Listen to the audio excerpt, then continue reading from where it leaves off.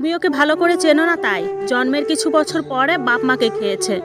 আমি আর কোনো কথা না বলে আমি চুপচাপ বেডরুমে চলে আসলাম। আঁচলের কোণায় চোখ মুছতে মুছতে নিজের ঘরে চলে আসলাম। তখন আমার স্বামী বিছানায় বসে খবরের কাগজ পড়তেছিল।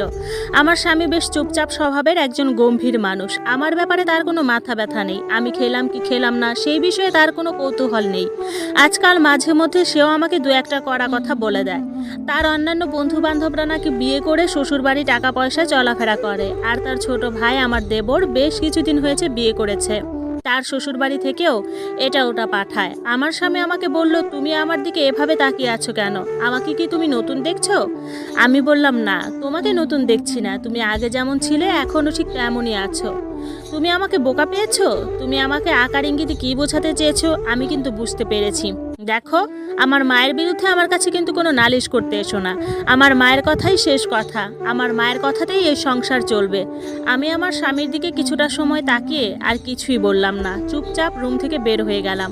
আমি বারান্দায় দাঁড়িয়ে আছি, তখন চোখ থেকে টপ টপ করে পানি পড়ছে। মনে পড়ছে অতীত এবং বর্তমানে আমার সাথে ঘটে যাওয়া কিছু অমানবিক অত্যাচারের কথা। হঠাৎ পিছন থেকে আমার ননদিদি আমাকে এসে বলল, সন্ধ্যা তো হয়ে এলো, এত ননির পুতুল হলে হবে? বাসনগুলো পরিষ্কার করে রান্নাঘরের দিকে যাও, এবার অনেক কাজ পড়ে আছে। আমি এবারও কোনো কথা বললাম না, চুপচাপ মাথা নিচু করে